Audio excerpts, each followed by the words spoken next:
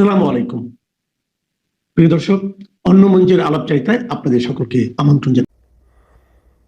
নির্বাচনের তারিখ ঘোষণার তাৎক্ষণিক একরকম প্রতিক্রিয়া দিয়েছে জামায়াতে ইসলামী। তাদের নায়েবে আমির জনাব তাহের বলছেন, হেডলাইনটা এরকম, দাবি না মেনে নির্বাচন দিলে আন্দোলনে নামতে বাধ্য হবে জামায়াত। তিনি এটাকে ইতিবাচক হিসাবে দেখেছেন ঘোষণাটাকে, কিন্তু কয়েকটা কথা বলেছেন, সেগুলো নিয়ে কথা বলতে চাই। এবং জামায়াতকে নির্বাচন প্রতিরোধ করার আন্দোলন করার সক্ষমতা রাখে কিনা সেই আলাপ, এবং তারা আদৌ চাইবে কিনা, প্রতিরোধ করা দূরেই থাকুক, নির্বাচন থেকে দূরে থাকার চিন্তাও তারা করবে কিনা সেই প্রসঙ্গে আলোচনা করতে চাই। তার আগে তার বক্তব্যটা একটু জানি। জনাব তাহের বলছেন, ফেব্রুয়ারিতে ঘোষণা ইতিবাচক, এটা নিয়ে দলগুলোর সঙ্গে আলাপ করে নির্বাচন ঘোষণা দিলে ভালো হতো, নির্বাচন উপযোগী পরিবেশ এখনও নিশ্চিত হয়নি। আমাদের স্মরণ আছে নিশ্চয়ই, লন্ডনে গিয়ে যখন প্রধান উপদেষ্টা স্টেটমেন্ট দিয়ে বলেছিলেন যে তিনি এই ধরনের একটা পরিকল্পনা করছেন, সব যদি ঠিকঠাক থাকে তাহলে নির্বাচন তিনি এই সময়ে হলো ফেব্রুয়ারিতে, রমজানের আগে হতে পারে। তখন জামায়াত কিন্তু খুব গোস্বা করেছিল, গোস্বা করে তারা ঐক্যমত্য কমিশনের বৈঠকে একদিন যায়নি। আমাদের নিশ্চয় মনে আছে, প্রতিবাদ স্বরূপ, যে কেন একটা দলের সাথে আলোচনা করে এই সিদ্ধান্ত নেওয়া হলো। উত্তরটা খুব সোজা ছিল, কেন জামায়াত ইসলামীর সাথে আলাদা করে বৈঠক করে? অন্য দল কি গোস্বা করতে পারে, যেগুলো আমরা সংখ্যার বিচারে ছোট দল বলে মনে করি? গণতন্ত্রের মঞ্চের দলগুলো 15 বছর, দীর্ঘ 15 বছর শেখ হাসিনার বিরুদ্ধে, এর মধ্যে অন্তত 7-8 বছর 18 সালের পর থেকে অ্যাটলিস্ট দুর্দান্ত ফাইট করেছে শেখ হাসিনার বিরুদ্ধে। এমনকি শেষ মুহূর্তে 24 সালের ইলেকশনের আগে যখন বিএনপি তার আন্দোলন থেকে উঠে গিয়েছিল, সীমিত সামর্থ্য নিয়ে গণতন্ত্র মঞ্চের দলগুলো অসাধারণ কাজ করেছে, জামাত তখন ঘরে ঘুমাচ্ছিল। কিন্তু সেই গণতন্ত্র মঞ্চের দলগুলোকে তো আলাদা আলাদা একটা একটা দল করে ডাকে না। এবং কেউ কি এই প্রশ্ন করে জামায়াতকে কেন একা ডাকা হচ্ছে? উত্তরটা ওর মধ্যেই আছে। ঠিক একই কারণে বিএনপির সাথেই কথা বলে সিদ্ধান্ত নেওয়া যাবে। তার উপরে আমি মনে করি প্রধান উপদেষ্টা বা আমরা কেউ যদি একই কথা বলি যে জামায়াত তো ফেব্রুয়ারি নির্বাচনের ব্যাপারে অনেক আগেই এন্ডোর্সমেন্ট দিয়ে রেখেছে, বরং জামায়াত এই দুইটা টাইমের কথাই বলেছিল, এপ্রিল অথবা ফেব্রুয়ারি, এবং জামায়াতের আমির স্পষ্টভাবে বলেছিলেন যে রমজানের আগে নির্বাচন হয়ে যাওয়াটা সবচেয়ে ভালো। তো সুতরাং ফেব্রুয়ারির মাঝামাঝির আগে নির্বাচন হওয়ার ব্যাপারে তো জামায়াতের সায় ছিলই। এখন এই কথাগুলো বলছেন কেন? এগুলো রাজনৈতিক প্রোপাগান্ডা, আর কিছু না, রেটরিক, এগুলো বলতে হয়। যাই হোক, একটা জায়গায় তিনি এসে বললেন যে জুলাই ঘোষণাপত্র সনদের আইনি ভিত্তি অন্তর্বর্তীকালীন সরকার এগিয়ে দিতে হবে এবং সংস্কার, গণহত্যার বিচার ও সুষ্ঠু নির্বাচনের প্রত্যাশার কথা জানিয়ে তিনি বলেন, দাবি না মেনে নির্বাচন দিলে আন্দোলনে নামতে বাধ্য হবে জামায়াত। এটা হলো মূল কথা। বেশ কিছুদিন থেকে সংস্কার বিচার এগুলোকে শর্ত হিসেবে দেখানোর চেষ্টা করছেন এনসিপির সাথে অ্যালাইন্ড হয়ে। এনসিপি যা বলছে জামাত এইসব ইস্যুতে ঠিক তাই বলছে, খুব সংস্কার চান তারা। এবং গণহত্যার বিচার হচ্ছে 24-এ গণহত্যা জাতিসংঘের যে টেকনিক্যাল সংজ্ঞা সেই অনুযায়ী হয়নি, এটা মানবতা বিরোধী অপরাধ হয়েছে, তারা এটা চান। এবং এদের রাজনীতি করার অধিকার বাংলাদেশে নাই বলে মনে করেন, কিন্তু 71-এ যারা এই কাজ করেছেন তাদের বিচার এবং তাদের রাজনীতি করার আবার অধিকার আছে। ওই বিচার করা যাবে না এবং রাজনীতি করার অধিকার আছে। যাই হোক, সেটাও অন্য আলোচনা, সেই জায়গায় আরেকদিন বলছি, ক্রমাগত বলে যেতে হবে আসলে। এখন প্রশ্ন হচ্ছে, জামায়াতের কি এই হ্যাডাম আছে যে তারা নির্বাচন ঠেকানোর আন্দোলনে নামবেন, নির্বাচন পিছিয়ে দেওয়ার আন্দোলনে নামবেন, তাদের ভাষ্য মতো যদি সংস্কার এবং গণহত্যার বিচার ঠিকঠাক মতো না হয়? আমরা খেয়াল করব, এবার যদি জামায়াত মাঠে নামে, তাত্ত্বিকভাবে ধরছি তারা নামবে কিনা আমরা শেষের দিকে এই সিদ্ধান্ত নিতে পারবো, তাকে বিএনপিকে কনফ্রন্ট করতে হবে। জামায়াত কিছুদিন আগে সরাসরি না হলেও এনসিপির পেছনে গুরুত্বপূর্ণ নেতারা মাঠে ছিলেন, প্রকাশ্যে ছিলেন, ছাত্র শিবির ছিল, আওয়ামী লীগ নিষিদ্ধকরণের দাবিতে মাঠে নেমেছিল জামায়াত এবং আরও কিছু ইসলামী দল এবং শক্তি।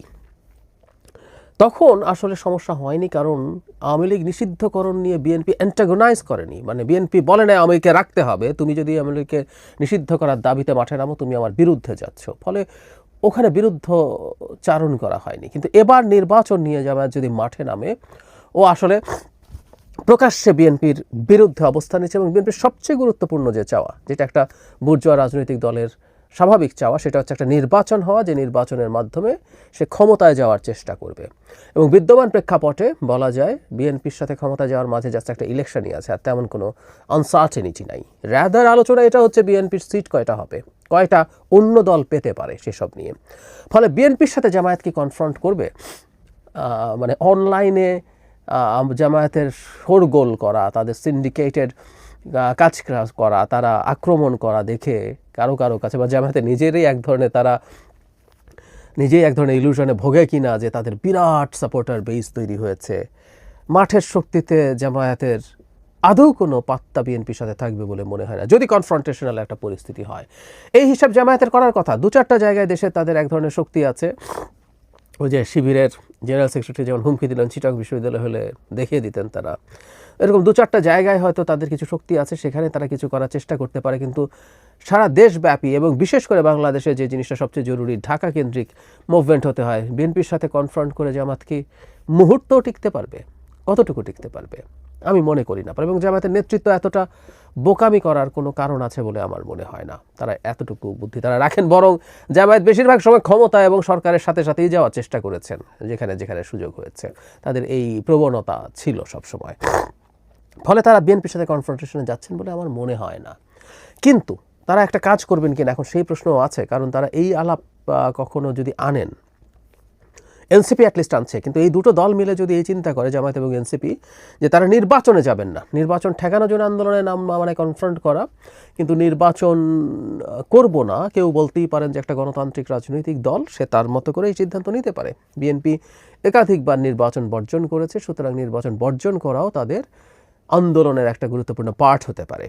এবং আমি বলেছি আগেও, আবারও বলতে চাই, আওয়ামী লীগ নিষিদ্ধকরণের সাথে আসলে এরা ফ্যাসিস্ট দল ইত্যাদি ইত্যাদিরা, প্রধান কারণ আওয়ামী লীগ নিষিদ্ধ হয়ে যাওয়ার কারণে জামায়াত এবং এনসিপি গুরুত্বপূর্ণ হয়ে উঠল। ধরলাম এই দুটো দল নির্বাচনে গেল না, আওয়ামী লীগ যদি নির্বাচনে যেত, তাদের ব্যানারে যদি লোকজন পার্টিসিপেট করত, তারা বিএনপির সাথে যদি বিপক্ষে ফাইট করতে, এটা একটা গ্রহণযোগ্য নির্বাচন হয়ে যেত। জামায়াত না আসলে কিছু আসতো যেত না।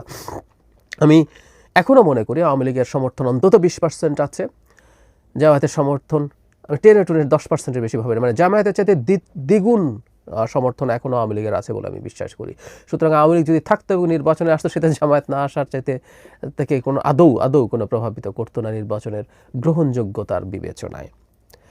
এখন পরিস্থিতি ভিন্ন, জামায়াত তো নেই এবং তারা জাতীয় পার্টিকে নিয়ে উচ্চবাচ্য করার চেষ্টা করছে, ওটাকে নিষিদ্ধ করার চেষ্টা করছে। আমি জানি না সেটা হবে কিনা, কিন্তু তারা যদি নির্বাচনে না যায়, সেটাই নির্বাচনকে গ্রহণযোগ্য হওয়া থেকে প্রশ্নবিদ্ধ করবেই। কারণ হলো জাতীয় পার্টি যদি থাকেও, জাতীয় পার্টি খুব বড় সংগঠন না, তাদের কিছু জায়গায় শক্তি আছে এবং ধরে নিলাম তাদের ভেতরে ঢুকে আওয়ামী লীগের কিছু লোকজন লাঙ্গল মার্কায় নির্বাচন করবে, তারপরও নির্বাচনের গ্রহণযোগ্যতা নিয়ে প্রশ্ন থাকবে। জাতীয় পার্টি না থাকলে আরও বেশি হবে।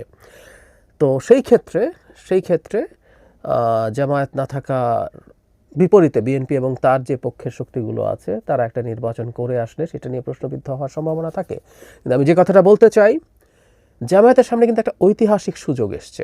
জামায়াত সিট কত পাবে জানি না, আমার বিবেচনায় জামায়াত যদি একা নির্বাচন করে সর্বোচ্চ 15টা সিট পেতে পারে। ইসলামী দল এবং জোট যদি একত্র হয়, অনেকে মনে করেন এটা একটা বিরাট শক্তি হবে, ইসলামী আন্দোলন সহ আরও অনেকেই, তারপরও সিট 5-7টার বেশি বাড়বে বলে আমি মনে করি না, সত্যিই মনে করি না। তাদের ভোটের সংখ্যা বাড়তে পারে, কিন্তু ফার্স্ট পাস দ্য পোস্টে জেতার জন্য যে সংখ্যার ভোট প্রয়োজন, সেটা তারা বেশিরভাগ জায়গায় পাবেন না। এই ইলেকশন অ্যানালিসিস আরেকদিন করব। তো সেই জামাত যত সিটই পাক, এমনকি সর্বনিম্ন যে সে একা ভোট করছে এবং 15 সিট পাচ্ছে, কিন্তু সেটা দ্বিতীয় সর্বোচ্চ। এবং বাংলাদেশে আমি যতদূর জানি যে 10% সিট পাওয়ার শর্ত নাই বিরোধী দল হওয়ার জন্য ফর্মালি। তো তাহলে তারা বাংলাদেশের ইতিহাসে প্রথমবারের মতো বিরোধী দল হবে, অফিসিয়াল বিরোধী দল পার্লামেন্টে। এটা তাদের রাজনীতির জন্য একটা বিরাট পাওয়া হবে বলে আমি ধারণা করতে পারি। বরং এই সিটের সাথে তারা নির্বাচনে গিয়ে বিএনপির সাথে নেগোশিয়েট করতে পারে এভাবে যে তাদের যেসব জায়গায় দোদুল্যমান অবস্থা আছে বিএনপি জামায়াতের, সেখানে এইসব নেগোসিয়েশন হয় অনেক সময়। আমি বলছি না বিএনপি সেটা করবে, যে সেখানে বিএনপি তুলনামূলক দুর্বল প্রার্থী দেয়া, যাতে জামায়াতের প্রার্থী জিতে আসতে পারেন। এসব নেগোশিয়েট করে যদি সিট বাড়াতে পারে, সেটা তাদের জন্য ভালো হবে, কারণ তারা বিরোধী দল হিসেবে দাঁড়াচ্ছেন। আর যদি ইলেকশনে না গিয়ে পার্লামেন্টে তাদের কোনো প্রতিনিধিত্ব না থাকে, এই সরকারকে তারা আন্দোলন করে ফেলে দেবেন, আমার মনে হয় না এই সক্ষমতা তাদের আছে। এই ইলুশনে ভোগার কিছু নেই। আরেকটা ব্যাপার মনে রাখতে হবে, নির্বাচনে না যাওয়াটাও কিন্তু বিএনপির সাথে কনফ্রন্টেশনে যাওয়া, এটা তারা বুঝতে হবে। নাইমে বাধা দেয়া তো বটেই, নির্বাচনে না যাওয়া মানেই হচ্ছে আপনি আসলে নির্বাচন হচ্ছে এবং বিএনপি ক্ষমতায় যাবে, এটাকে আপনি বাধাগ্রস্ত করতে চেয়েছেন। এর মানে বিএনপির সাথে আবারও সে সংঘাতময় প্রেক্ষাপট এবং পরিস্থিতি তৈরি করা। এটাও তাহলে গুরুত্বপূর্ণ প্রশ্ন, জামায়াত সেই প্রেক্ষাপটে যাবে কিনা। কারণ তারা যদি ক্ষমতায় না যায়, মানে নির্বাচনে না যায়, নির্বাচন যদি হয়ে যায়, বিএনপি ক্ষমতায় আসবে। আমরা তাত্ত্বিকভাবে ধরে নিলাম যে একটা সময় পর্যন্ত বিএনপি ক্ষমতায় থাকবে, পুরো 5 বছর যদি নাও থাকে, এগুলো সব তর্কের খাতিরে ধরে নিচ্ছি। কিন্তু বিএনপি তো ক্ষমতায় যাবে একবার, এবং বিএনপি ক্ষমতায় যাওয়া সেই সময়টা জামায়াত তার নিজস্ব সংকটের কথা নিশ্চয়ই ভাববে যে এটা তাদের জন্য ভালো কিছু হবে না। আমি ব্যক্তিগতভাবে মনে করি বাংলাদেশের রাজনৈতিক যে পরিবেশ তৈরি হচ্ছে এটা জামায়াত নষ্ট করবে না, তাদের এই ম্যাচুরিটি হবে। যদিও বহুবার ইতিহাসে 47 থেকে শুরু করে 71, 86 তারা ক্রমাগত ভুল করেছে, কিন্তু আমরা এক্সপেক্ট করি এবার আর তারা ভুল করবে না। একটা চমৎকার রাজনৈতিক পরিবেশ তৈরি হয়েছে, সব দলের সব কিছু মনে হবে না এবং বড় দলগুলো খানিকটা বেশি লেভারেজ পাবে। জামায়াতও অন্য দলের চাইতে বড় হওয়ার কারণে লেভারেজ যেমন পায়, বিএনপিও জামাতের চাইতে অনেক অনেক বড় দল হওয়ার কারণে কিছু বেশি লেভারেজ পাবে।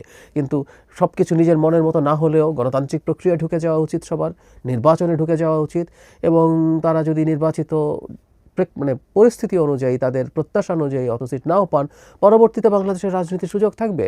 বিএনপি যদি ক্ষমতায়ও আসে তারা রাজনীতি করুন, বিএনপি প্রচুর ভুল করবে, প্রচুর সমালোচনা হবে, এগুলোর মাধ্যমে তারা ধাপে ধাপে এগিয়ে যেতে পারবেন। সেই রাজনীতি হোক এবং কোনো একদিন যদি নির্বাচিত হন তারা সরকার গঠন করবেন। এই সুযোগটা যদি কোনোভাবে ডিসরাপ্ট জামাত করছে মনে হয়, এটা শুধুমাত্র বিএনপি না, দেশের জনগণও জামায়াতকে আবার সেই পুরনো ধারায় ফিরে গেছে, যেমনটা তারা 47-এ ভারতের পক্ষে ছিল, পাকিস্তান হওয়ার বিরুদ্ধে ছিল, 71-এ পাকিস্তানের গণহত্যার সমর্থন করে এই দেশের জনগণের মনে